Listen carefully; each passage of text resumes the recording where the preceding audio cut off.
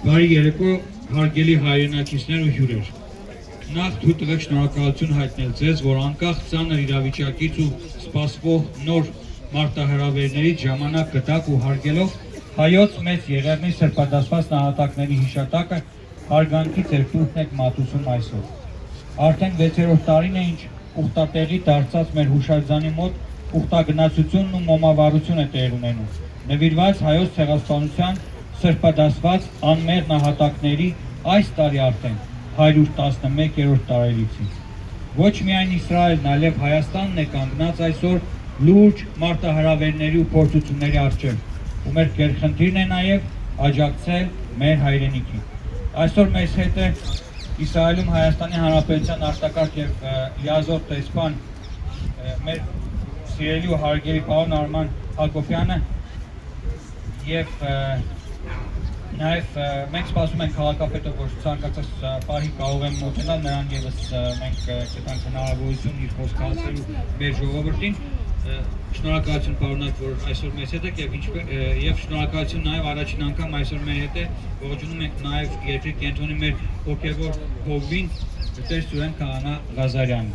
Նախ թույլ տվեք հրավիրել մեր սիրելի տեսփանին իր խոսքը ասելու մեր ժողովրդին։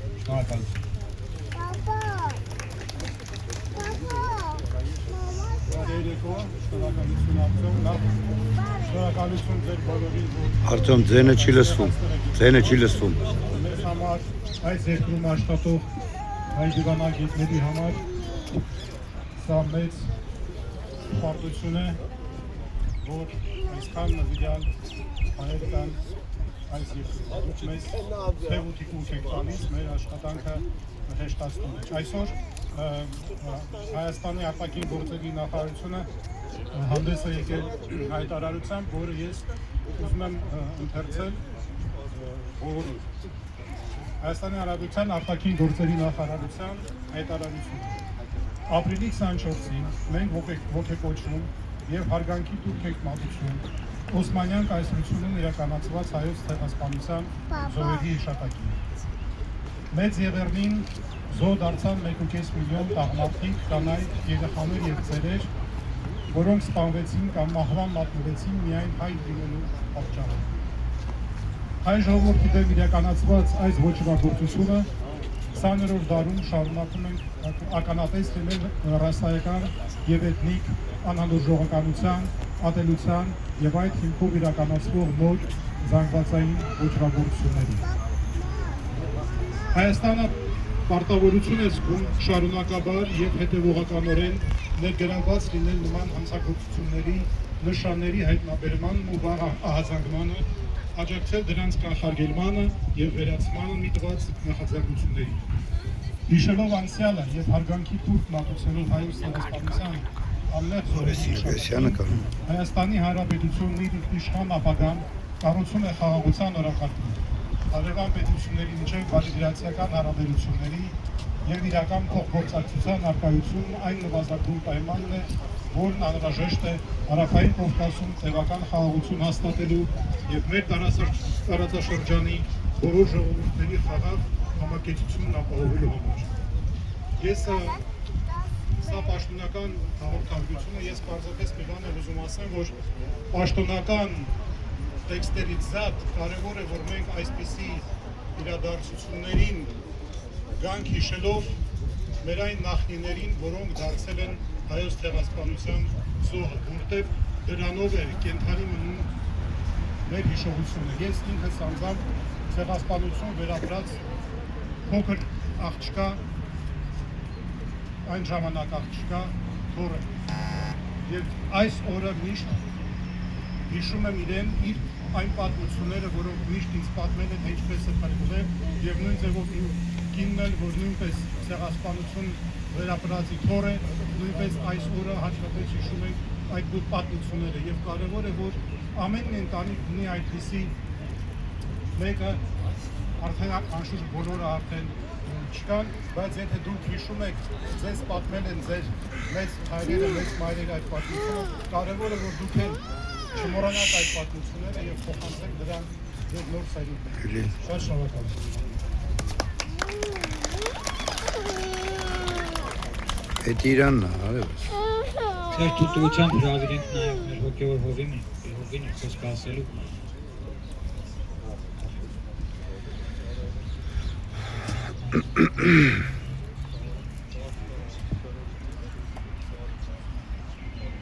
Հարգելի պարոն Հակոբյան, հարգելի ներկաներ, ուզեմ շնորհակալություն հայտնել պարոն Արտյոմ Չեռնամորյանին, որ այս գեղեցիկ նախաձեռնությունը կազմակերպած է այստեղ այս վայրի մեջ։ Ես առաջին անգամ եմ այս վայրի մեջ եւ բավականին տպավորիչ է վայրը, որովհետեւ աշխարհում տարբեր տեղեր եղած եմ եւ տեսել եմ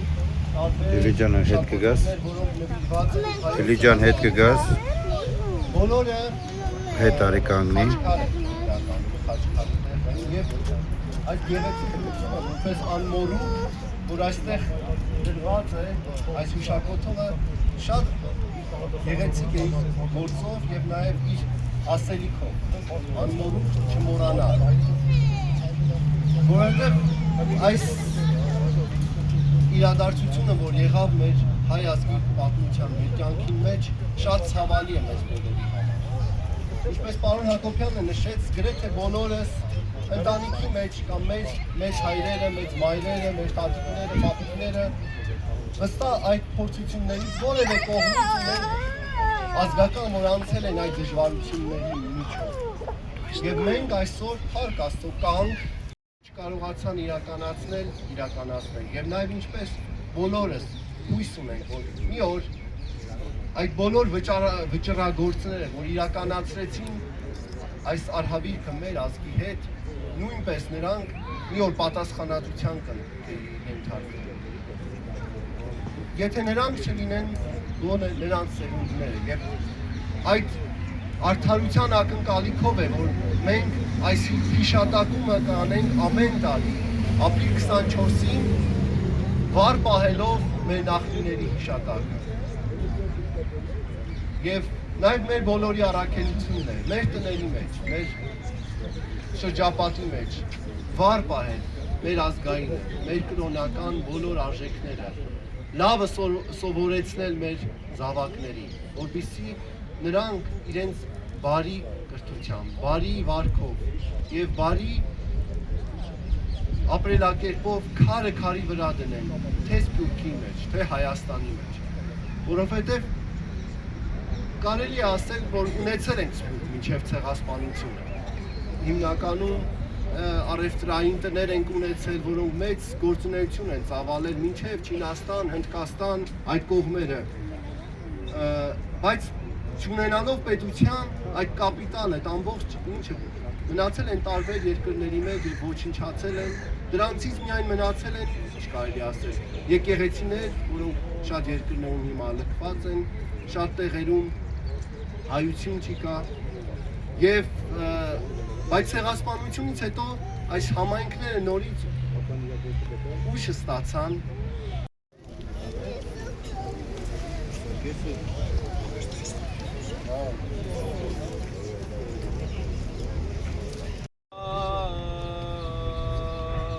Վերեն մեր Հիսուս Քրիստոս ասե մի խրովեսին սիր ձեր այլ հավատացեք Աստուծո եւ հիս հավատացեք Իտան հորի մոտ եվանք բազում են ապա թե ոչ ասացյալ էր իմի ձեզ եթե երթամ եւ պատրաստեմ ձեզ տեղի եւ եթե երթամ եւ պատրաստեմ ձեզ տեղի դարձյալ կամ եւ առնեմ ձեզ արիս ուր ես նիցեմ եւ դուք անդիցեք եւ ուր երթամ գիտաշ չի եւ ճանապարհ են գիտիցեք ասեց նա Թոմաս Դեր ոչ գիտեմ քո երթաս Եվ զիարտս ճանապարհդ կարաս ցույց գիտել Ասեց նա Հիսուս Ես եմ ճանապարհն եւ ճշմարտությունն եւ կյանք Ոչ ոք գար հայր եթե ոչ ինև Եթե զից գիտեիք ապա եւս հայրին գիտեիք Եվ այսուհետև գիտաշի կզնա եւ տեսեք կզնա Ասեց նա Փիլիպոս, Տեր ցույց մեզ հայրն եւ շատ է մեզ, ասեց նա Հիսուս, աշխապ ժամանակս ընձեզ եմ և ոչ ծանյար զիս Փիլիպե, որ ետես զիս, ետեսս հայրն և դուս յարդ ասես, թե ցույց մեզս հայրն, ոչ հավատաս, եթե եսի հայր և հայրիս եմ։ Ճգնավորով փնաղաչես ու կստեր, որ կշարսն պարտեցին, նեղության չնապերեցին, լուսեղեն և եկնային անտարան պսակասն արժանի եղել, աղոտյուք նոցայի բարախոսության մեզ ողորմեսի, ամենակատեր ասված մեր գեցո և ողորմյա։ Տեր ողորմյա, Տեր ողորմյա, Տեր ողորմյա, պսակիչ սրբոց Քրիստոս, որ պսակեսս սուրբս քո, և առնեսս կամս երկյուղացած քո, և նայիս սիրով և քաղցությամբ հարարածս քո, լուր մեզ, հեքնից ի սրբութենեք ու է, բարեխոսությամբ սուրբ աստվածածնուն և աղաչանոք ամենայն սրբոց քոց, և սրբոz նահատակացն, որ կատարեցան հնդացս հայոց ցեղասպանության, վասն հավատո և վասն հայրենյաց, լուր մեզ Տեր և ողորմյա, ներյա, քավյա և թողս մեղս մեր, արժանավորյա գոհությամբ փառավորելս քեզ, ընթոր և ընսրբո հոգույթ, այժմ և միշտ և հավիտյանս հավիտենից, ամեն։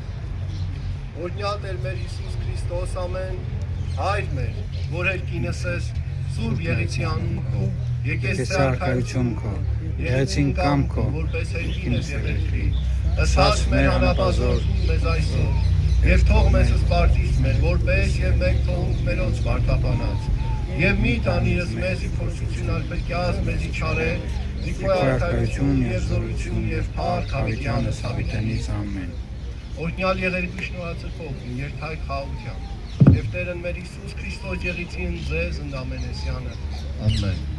Կարևոր խնդիրն է դարձել մեր պետականության պահպանումն ու կորցրած հողերի վերականգնումը թե Արցախում և թե Արևմտյան Հայաստանում։ Հայկական պահանջատիրության մասին յուրաքանչյուրս պետք է հիշենք ու չմոռանանք անկախ աշխարհաքաղաքական նոր զարգացումներից, պատերազմներից և ճակատագրով հային բաժին ասած այլ իրողություններից։ Այսօր որոշեցի ընկերներիս առաջարկով սովորական հայրենասիրական հերթական ելույթը համեմել հայոց ցեղասպանությունը վերապրած պատահական ընտրված երկու շատ կարճ ու առավել ծանր տեսարանները խմբագրած պատմություններով։ 2001 թվականին Հայաստանի Գիտությունների ազգային ակադեմիայի հնագիտության և ազգագրության ինստիտուտի և Հայոց ցեղասպանության թանգարան ինստիտուտի նախաձեռնությամբ տպագրվեց Վերջինե Սվազլյանի Հայոց ցեղասպանություն ականատեսների վկայություններ անգլերեն լեզվով ժողովածուն, որը պարունակում է 700 վկայություն, տեսաձայնագրություններ ու տարբեր ֆորմատի փաստեր թուրքերի ու քրդերի կատարած ոճրագործությունների մասին։ Պատական ընտրված թվով 99-րդ ականատես Մկրտիչ Խաչատրյանի ուշերից մի հատված եմ ձեզ ներկայացնում։ Նա ծնվել էր Շապին Կարահիսարի Կեչուտ գյուղում 1907 թվականին։ Իդեպ հիշեցնեմ, որ Զորավար Անդրանիկը ծնունդով հենց Շապին Կարահիսարից է։ Մի օր թուրք զինվորականները եկան գյուղ ու ընտրեցին մի քանի հայ տղամարդկանց ու տարան իբր մզկիթ կառուցելու, ու այլևս մեր համագյուղացիներին չտեսան։ Այնուհետև թուրքերը եկան ու մեր կանանց մայրերին ու քույրերին տարան Զարայ գյուղ։ Ժանդարմները մտրակներով մեզ քշում էին ինչպես անասունների, տարեց մարդկանց, ովքեր չէին կարող արագ քայլել, գլուխները խոթելով ոտքերի միջև, հետո նրանց կապելով գլորում էին բարձունքից ներքև ու զվարճանում այս տեսարաններից։ Մեզ թալանեցին, հորս աչքերի առջև կացնով սպանեցին, կանանց ու աղջիկներին տարան տարբեր ուղղություններով, պատմում է Մկրտիչը։ Թուրքերից մեկը ինձ տարավ իր խանութ և ստիպեց քնել հանգստանալ, որտեղից գիշերը ես փախա, միացա հայ աքսորիալներին, ովքեր հավաքվել էին գյուղի կենտրոնում։ Նրանք ինձ թաքցրեցին մի կացայի մեջ ու կափարիչով փակեցին։ Իմ հիմնական նպատակը ընտանիքիս անդամներին գտնել էր։ Մենք անցանք Տավրոս գետը, հասանք Զվանե, որտեղ Տիգրիսն ու Եփրատը միանում էին իրար։ Այնտեղ տեսա հայ աղջիկների, ովքեր ինչպես բարի ժամանակ իրար ձեռք բռնած նետվում էին երկու գետերի հորձանուտը փրկելու համար իրենց արժանապատվությունը։ Կոտորածի ճանապարհին մի թուրք ինձ վերցրեց, նստեցրեց էշի վրա, աչքերս կապեց ու տարավ իր տուն, որպես ծառա, որպես տրուկ։ Այստեղ ես հանդիպեցի Սիրարփիին ու որոշեցինք փախչել։ Մախից չենք վախենում, այլ թուրքերից։ 3 օր դաշտի խոտի դեզի մեջ պահ մտանք ու միայն մեկս մյուսից արցունքները լիզելով հագցնում էինք ծարավներս, մինչև մեզ գտան ու տարան մեր աղայի մոտ։